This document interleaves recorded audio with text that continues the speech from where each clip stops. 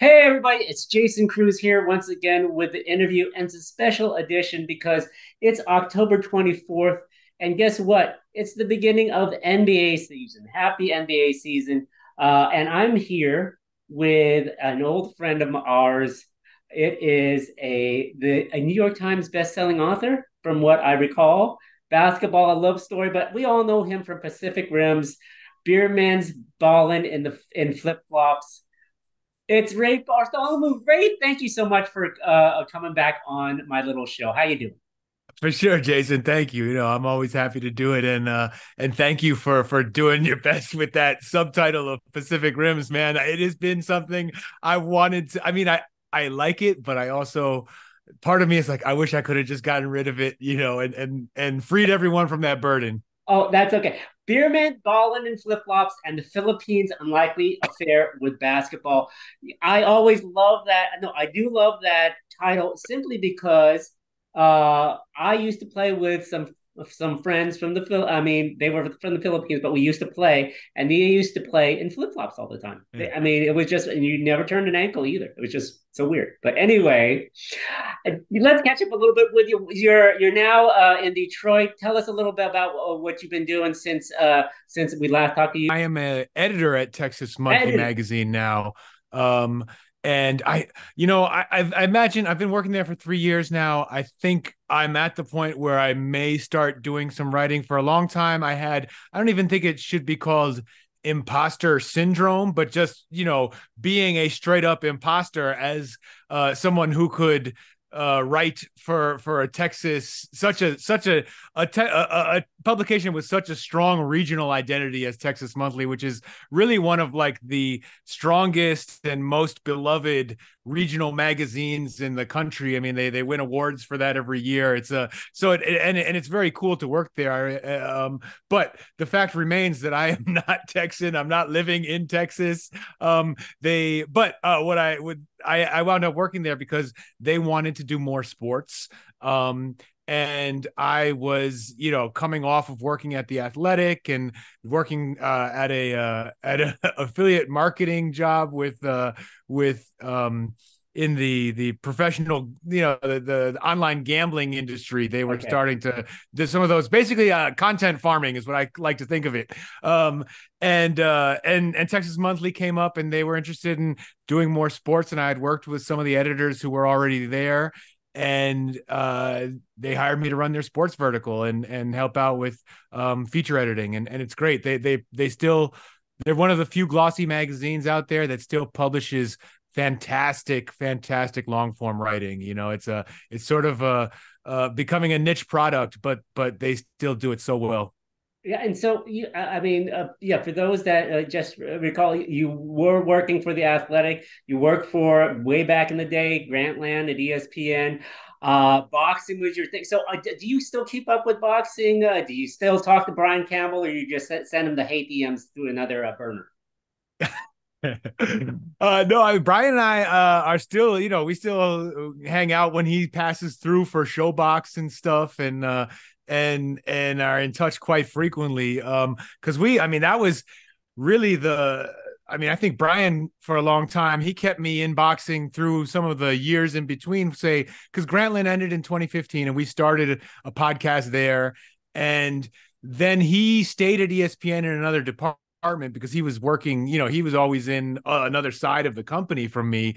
And so we just always sort of kept together through boxing, and managed to bring versions of our podcast back in different forms over the years, until finally, I mean, it's been great to see how at least some of that sort of wildness that our podcast had back in the day blossomed into an even wilder product now that they do on Morning Combat, him and Yeah. Luke. And I mean, I mean, if anything, the DMs I give him now are just giving him a hard time for becoming an MMA guy. And not I am not actually against MMA in any serious way, but because Brian and I were on the boxing side.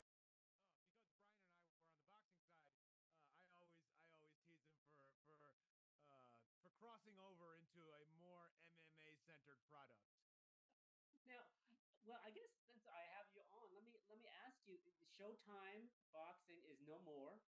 What are your thoughts on that? And give me what was maybe in your uh, memory the best, probably best fight that Showtime put on? Oh wow. Well, the best fight that Showtime put on, that's I guess a fairly easy Mm-hmm. answer because they aired Castillo Corrales.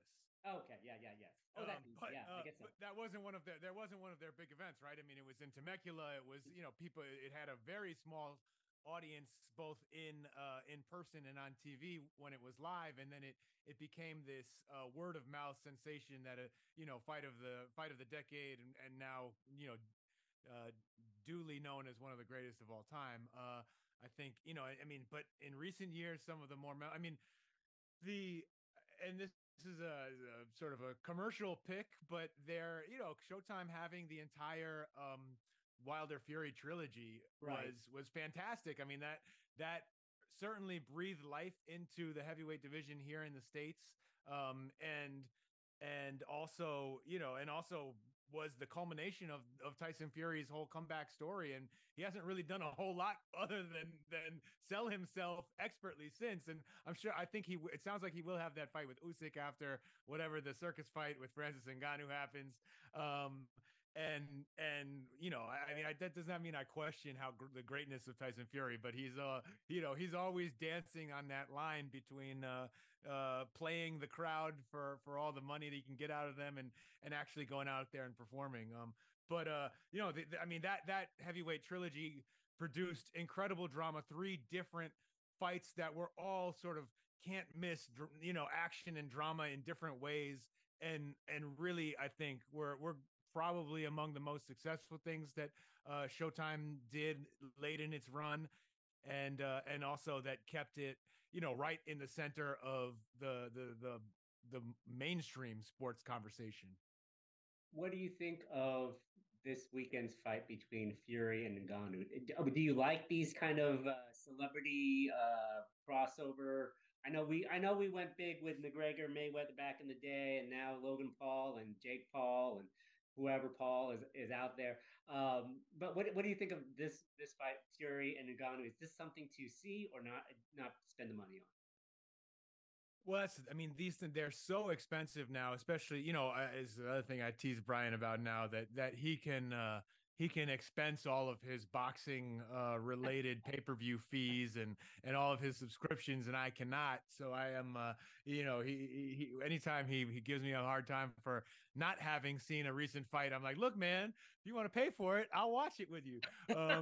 But so I mean, the money question comes in, is it is sort of a factor with these fights that are more about the spectacle than necessarily the kind of the competitive aspect. I don't think it's I'm not going to get mad at it. I don't hate that it exists. I think it makes sense for both athletes to go out there. They're probably going to have fun. They're going to make a lot of money. Hopefully, they both, walk out of the ring safely, and it's a successful event. But it's an event more than a sport, I think, at that point in time, with that level of crossover.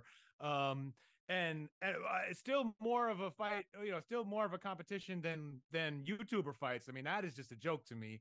Still something that is not worth getting upset over, but definitely not worth really anyone's attention.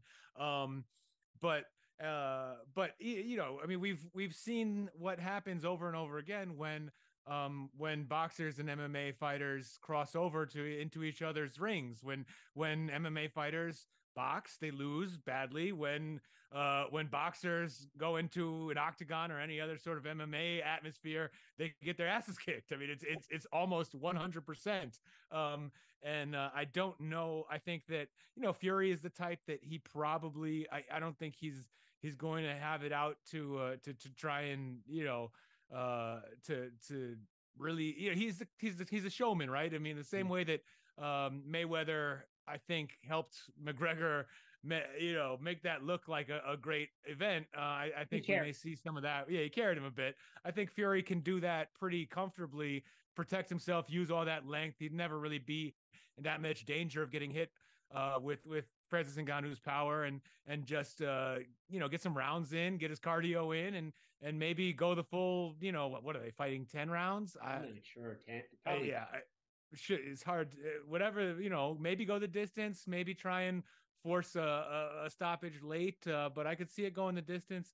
I hope the only real negative thing I see on those fights from a boxing point of view is when they take away how they could possibly take away from the opportunity to see more competitive, meaningful fights for the sport of boxing.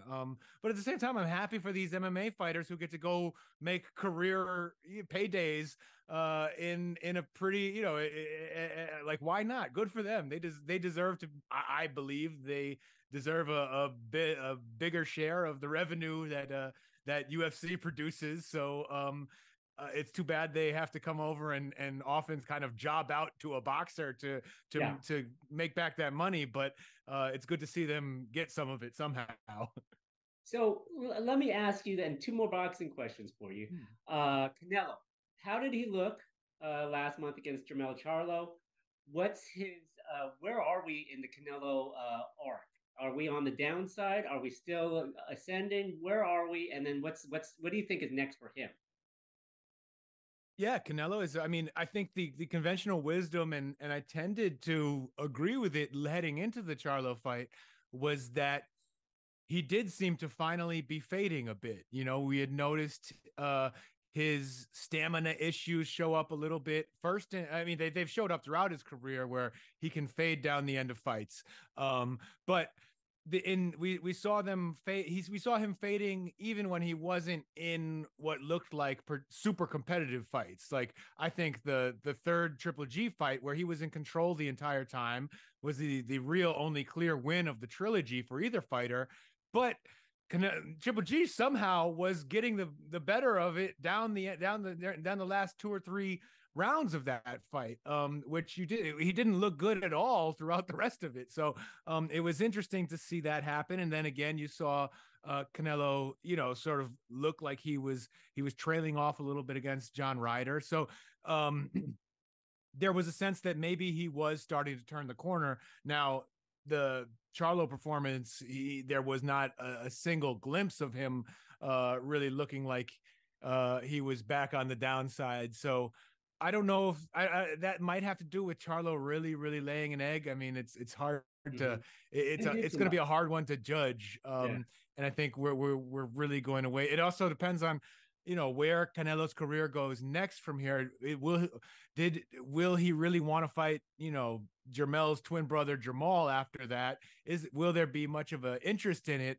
I think I mean, I know Terrence Crawford has talked about it. I understand it's crazy to jump up 3 weight classes like he would to do that, but man, Terrence Crawford is one of those fighters who has always made me believe that he can do those crazy sort of Manny Pacquiao, Floyd Mayweather type things where the normal rules don't apply. That Canelo has done some of in his career as well, to be fair to him. So I'd want to see it. I mean, I understand why some people say, oh, the David Benavidez fight is better. Stay in your weight class. Weight classes matter for a reason. They do. But man, there is something really exciting about seeing a fighter who you think somewhere deep down you think is really that great. Like I feel about Crawford, go up and try and go, pull off a Moby Dick style win. Okay, so I actually have 2 more questions. I actually just added a question. So May 5th, Cinco de Mayo weekend, Canelo's probably going to fight. It's probably who of the 3 people I'm going to name will it be, or someone else? Terrence Crawford, David Benavidez, Logan Paul. Oh man. Or Jake Paul. Logan, sorry. not Jake. Jake Paul. Jake Paul. Right, yeah, RuPaul. I mean, Canelo could fight both Paul brothers in the same night. That might be a new way to twist that. I hope that it is not Jake Paul. That would just be such a shame. It's like to see someone pull off a con that successfully in front of everyone's eyes when we all know we're being conned. We all know it's a joke. to see someone, but be able to manipulate the sort of, the attention economy, which I'm a part of, to be able to manipulate it so well that they can make it worth Canelo's while to go in there and kick the crap out of him in a night, for yeah, 50 or $100 million, I don't know, 20 million, whatever they'd get. That's just so depressing. I mean, that's like straight. That's a plot straight out of Idiocracy, which I know that a lot of us walk around. There's a lot of plots straight out of the movie Idiocracy, that seem like they come true these days. But that is high up on the list. So I hope it's not Jake Paul. If it were, I think the most likely is, you said, Crawford, Benavidez. Benavidez. If it's gonna, I would say I think Benavidez is more likely, because it's just what, May. It's not that far. That's not that soon. But Benavidez has the fight with Demetrius Andrade. Yeah, he does, like next month. Yeah, if he can, and assuming he wins that, which is not really the safest of something. Andrade is very good.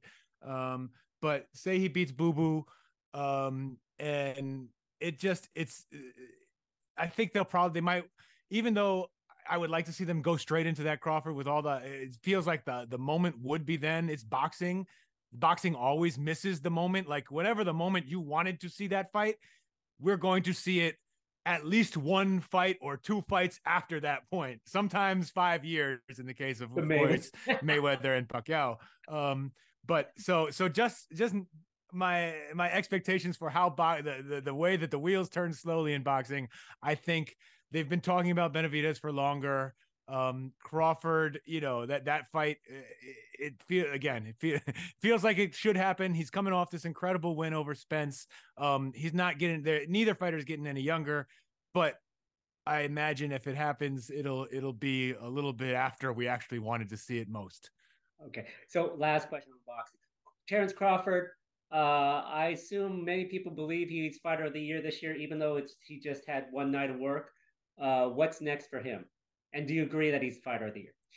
Oh, I have not thought hard about a fighter of the year. I mean, he'd be on the short list just because of that, for winning the biggest fighter of the year. But then again, I mean, Inoue. I mean, there's so many great fighters. You forget about him since he doesn't fight in the States. So yeah, and he fought like the week before Crawford. Yeah.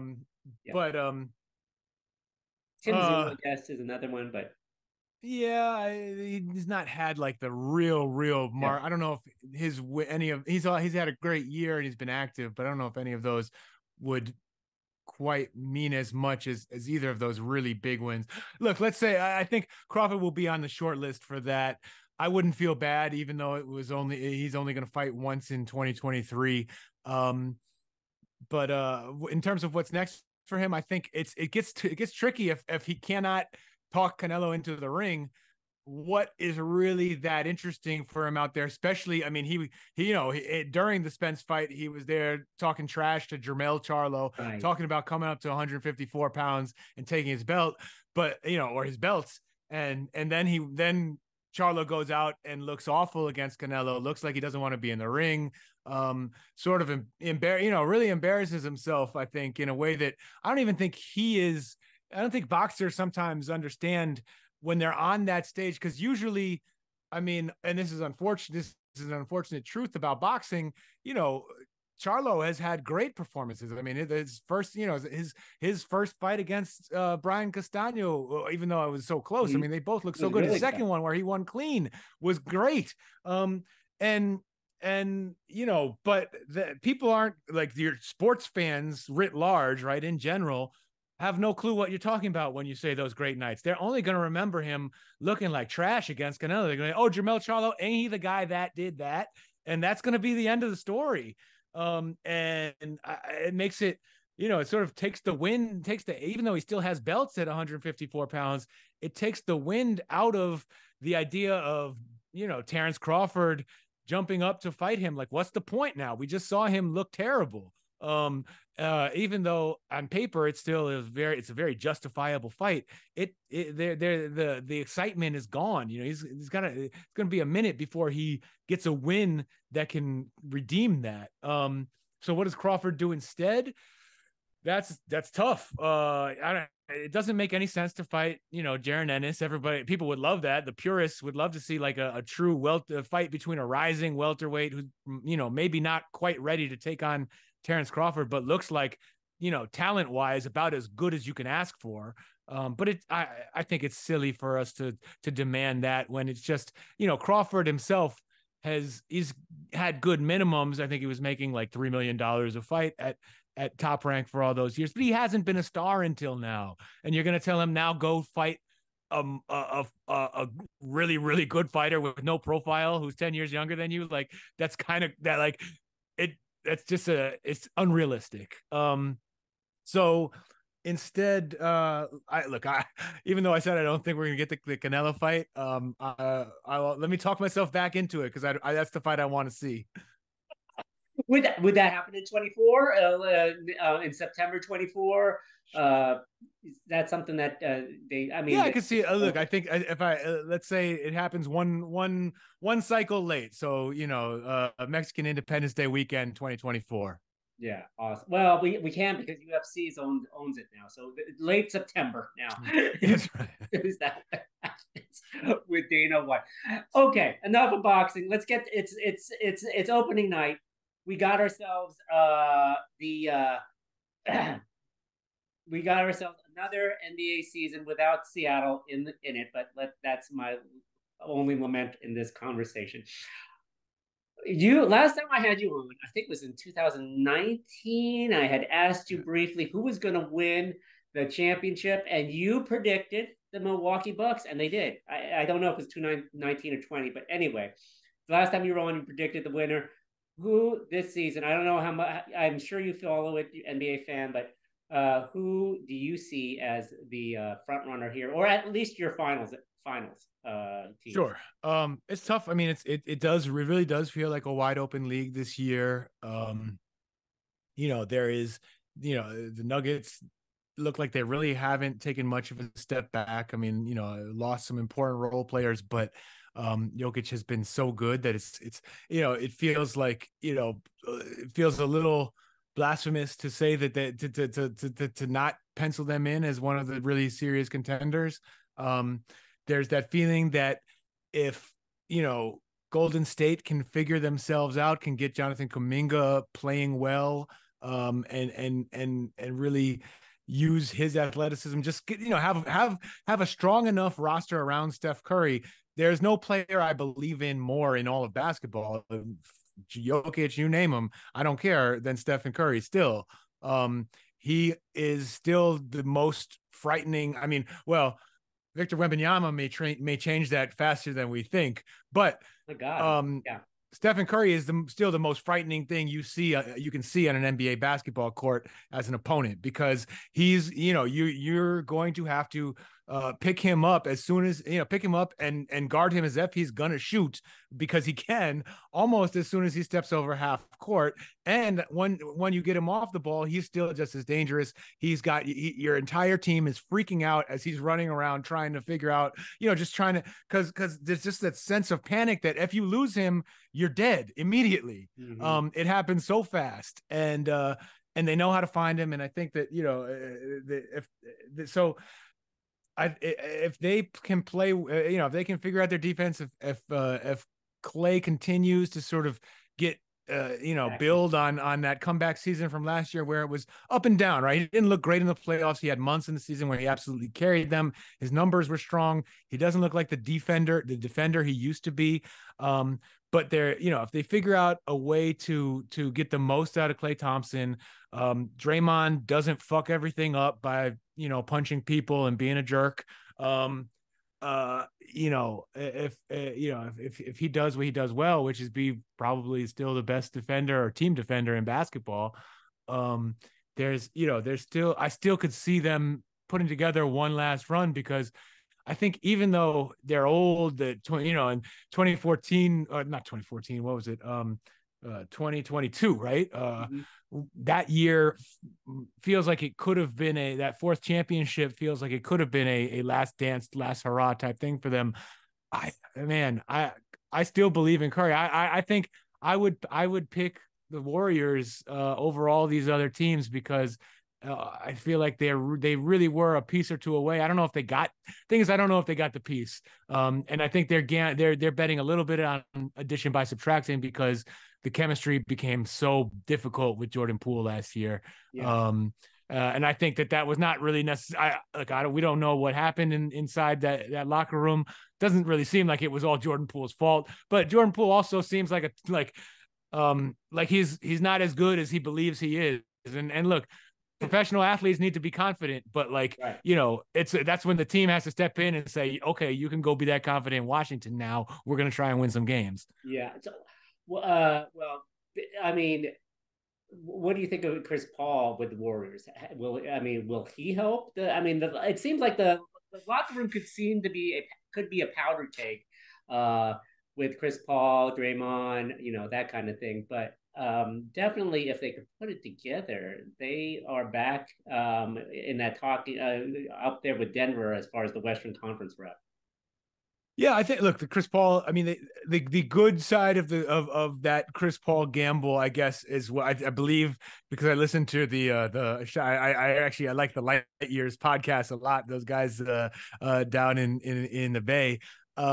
And there, it's like to watch the crazy sort of the hardcore Warriors fan podcast. Oh my God. And anyway, the thing that they're always harping on is the way that Mike Dunleavy, the GM, Steve Kerr, the front office, they're always talking about the optionality they have now with Chris Paul, which basically just means they could trade his ass at midseason if they need to. He's an expiring contract that's $30 million off of somebody's books. So if it is a complete if it's just not working, if it's not a fit on the basketball court, if him and Draymond are sort of wearing on each other earlier than expected, and the chemistry's not there, for whatever reason, they can try and pull off what they did, pretty impressively once before when they went out and got when they traded D'Angelo Russell for Andrew Wiggins in that 2019 season.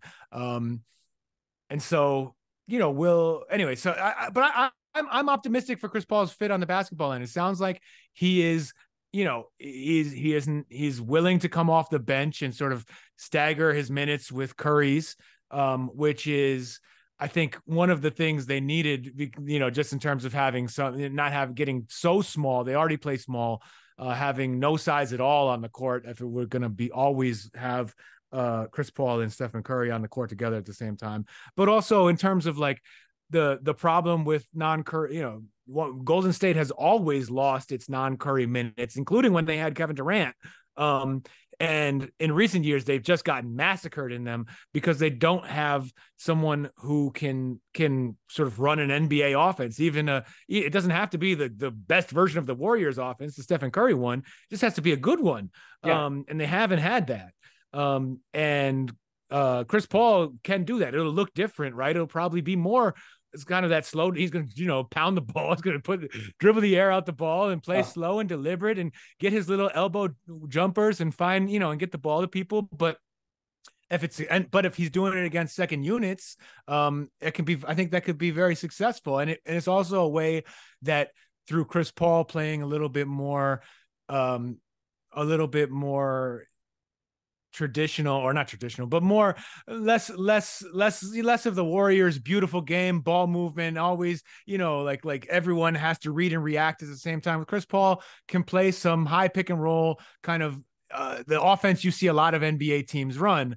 And that might be easier for some of the young players to sort of get there to look good around. You have him running pick and rolls with Jonathan Kuminga, and Kuminga can, be either, even though he's not a classic big, he's athletic enough to put some pressure on the rim as a roll man, or he's also athletic enough to pop out, and if he draws a closeout, blow by and maybe get and score like that.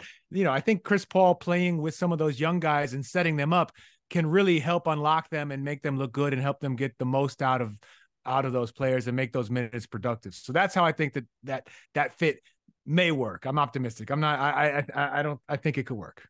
Okay, speaking of new fits, Dame Lillard in Milwaukee. What do you what? How do you think that they'll do? And do you think that they'll be the Eastern Conference rep or somebody else? I mean, Milwaukee and Boston are both so far in front Everybody else. of everyone else in the East. I think it's pretty fair to say if it's not one of them, then then Eric Spoelstra has done it, and Jimmy Butler have done it once Miami and again Jimmy in Butler. Miami and just completely crashed the party and may have everyone's number. And that might be true. I mean, after last season, you really you can't say that you look at the teams and you're like, well, Miami doesn't look like a contender, but then They always are. somehow they're in the finals again. And they're up 3-0 on Boston. But the but let's for now say that on paper is at least a decent way to begin evaluating this NBA season. Yeah. And it looks like Milwaukee and Boston are the two best teams of those. I mean, I think I even though I think Boston sort of definitely won the narrative of the Dame Lillard, Drew Holiday returns, that love triangle trade that Right. happened about a month ago, and that makes Boston really scary. Um, I think I worry I worry about health and reliability stuff with Kristaps Porzingis, who just usually can't stay on the court for a full NBA season. And also I don't know, I guess this is the New Yorker in me where even though I know that the Knicks fans were really crazy. We're very happy to have him when it turned out he was good. First they booed him, of course, like at the draft. It doesn't matter who you are. If the Knicks fans have to boo you unless you're Ron Artest in every draft. And then but anyway, like with Porzingis, I just never believed in him as a Nick. I didn't believe in him as a Mav. I don't believe in that guy. He's a talented player, but I'm not buying it. And I don't think I think they traded away a lot of their heart to get some more a lineup that looks better. But now it's going to have to go out and get tested and perform. And I don't know that they're going to. I just don't buy it. And I think if it does work out for Boston, it'll be because they went out and were able to get Drew Holiday at the end like that. Because he is the kind of player, both I think, for what he does for a team's chemistry, for the way that he can, as the point of attack defender, can really make the rest of a defense look good around him, because he's almost in the opposite way of you usually think of a center or a Draymond type, who sort of sees the entire floor from the baseline area and can really direct traffic, tell everyone switch there, hedge, whatever, try to basically to keep up with whatever the offense is running. But what Holiday's able to do is keep the offense honest at the front end in a way that allowed, say in Milwaukee, allowed Brook Lopez to really be effective as a drop back, slower big, which you see without that level of defender on the defending the guards in the pick and roll. It doesn't always look that good for the big. Because then the big gets drawn out higher, gets stuck on an island, and then you're guarding a guy that's way too fast for you, and that's when they start to turn on the highlight reels for everyone. Yeah. Because there's a not insignificant chance that you're going to be falling down soon or turned around or something bad is going to happen. It's not, you're just like, oh, the big man has to step up. It's like, this is when you earn your money, because you're about to get embarrassed. This is why they pay you millions. But anyway, I think So your two final teams, your finals teams. Who are they? Bucks and Warriors, and I think the Warriors it will be a one more crowning moment for Stephen Curry, who I think is really that good.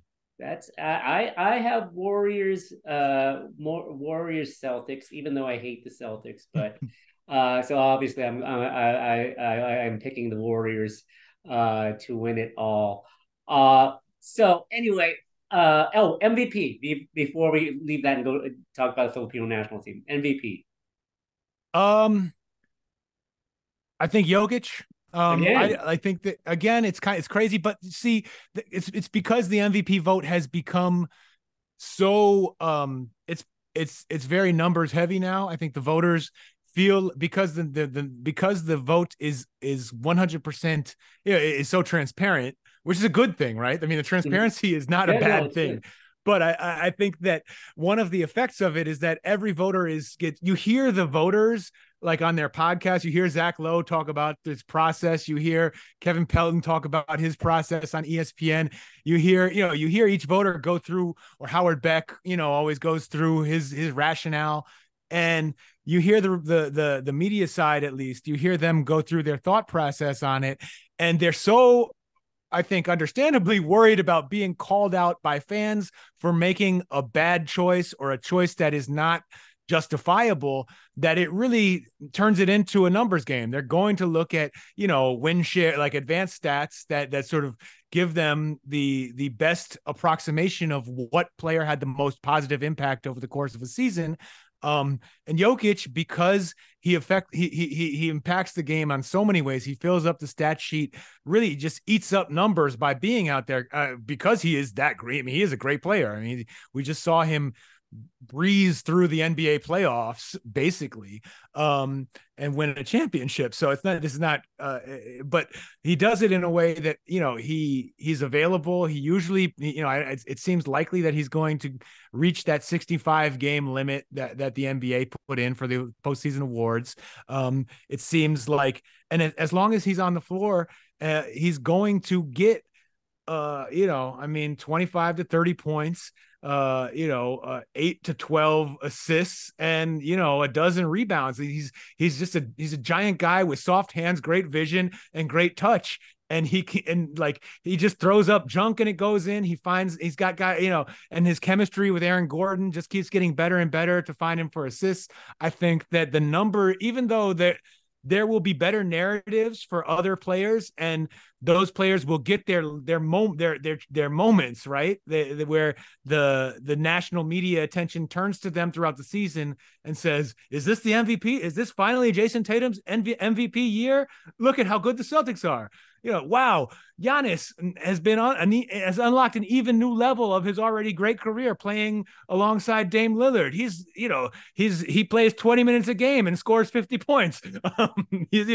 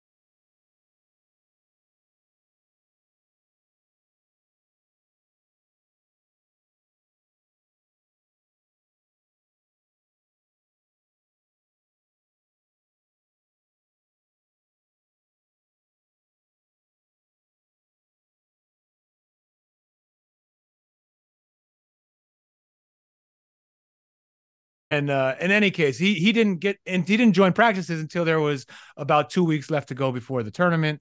The team that so the Philippine team got into this situation where the team that they had prepared with, that they had spent 3 months playing one way of basketball, then changed overnight for what wasn't the basketball that they ended up playing when it really mattered in the tournament, because you had to work in Jordan Clarkson, who, of course, if you're going to have Jordan Clarkson on your team, you're going to make him the focal point, at least at that level. In a FIBA tournament where he is the lone NBA player, the true, the best creator, the scorer for that unit. You're going to build everything around him, but it led to them, looking pretty stagnant in some ways, sort of throwing him the ball and looking like the rest of the team had nothing to do, or wasn't sure what to do at times around him. They didn't, because they only had a few games with him before the tournament. You could see that his first game, I thought his first half, almost he started tiring a little bit in the third quarter against the Dominican Republic.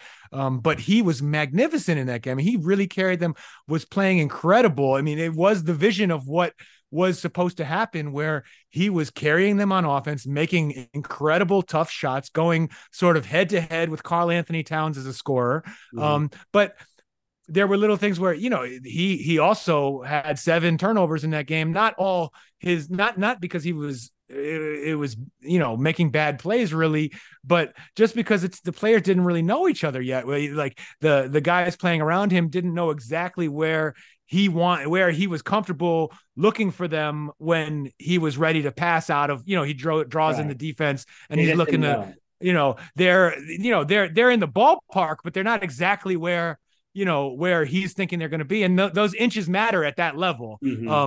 It's the kind of thing you can get away with in the basketball that we play, but when you're playing in the FIBA World Cup, like that's a turnover, or or a missed possession, or some stuff like that. So that lack of familiarity really did hurt them. And also, I don't know if many players would have been able to keep up what the team was asking him to do, but it was just, you could see he couldn't do it for 4 quarters. He had to pace himself at times, and he had to find ways to sort of lay low for half a quarter and then come back in the fourth. You could almost see game by game he was trying to figure out the right time to turn on the Jets and give the team the scoring boost it needed. And it was almost as if he figured it out too late in the 5th game, when he had another incredible scoring performance against China. He scored 18 points in the third quarter, and most of them probably in about 5 or 6 minutes of the third quarter.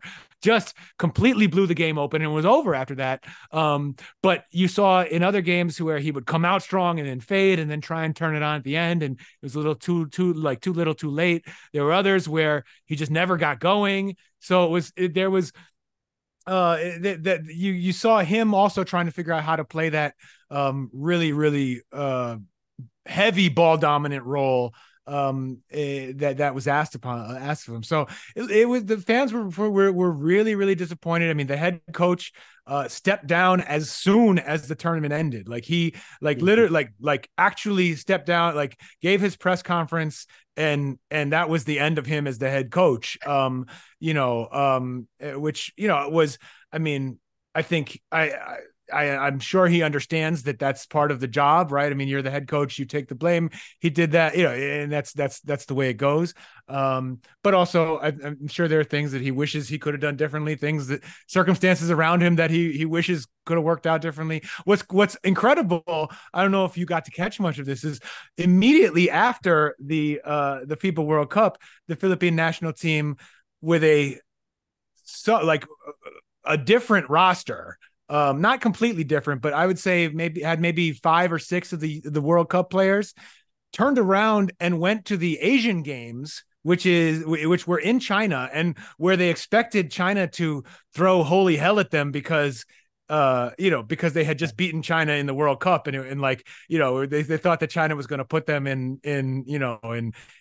tents somewhere along the side of the street before the games. Who knows what kind of host country trickery they were walking into. It did not sound that bad. But in any case, they went with a team that was put together on the fly, where they had to change four of the players who they did choose had to be taken out in the last week because of a weird administrative thing with the with the Asian Games Committee, and and they still wound up winning the gold there. They beat China in the semifinals, and then who they beat and Jordan with Rondé Hollis Jefferson Oh, in the yeah. final game.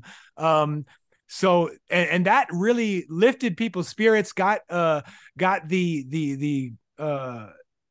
optimism flowing again for the Philippine national team in international play. Now, the Asian Games is not, of course, Yeah. the Asian Games is not, of course, the FIBA World Cup, but still, to get wins over Jordan, the Philippines hadn't won an Asian Games gold since 1962. So it was very, very significant and a really, really great moment for the country's basketball community, and it was nice to see after kind of a pretty disappointing World Cup performance. Yeah. Yeah. Well, Rafe, thank you so much. You've been really helpful with guiding us through the NBA, and giving us an update on Filipino national basketball as well as your boxing expertise. Where can people find you? Same as ever. I am still on X and Twitter as Rafe Boogs, RAFEBOOGS, and then a different Instagram handle, always good for branding, which is Tio Paeng, so it's a nickname I had in the Philippines back in the day. Tiopaeng. And yeah, I'm on there. I respond, to a lot of stuff. So if you want to say what's up, just give me a shout. You could also find your three books online at Amazon.com. I highly recommend all of them. Rafe, thank you once again for your time and have a great day. You too. Thank you, Jason. All right.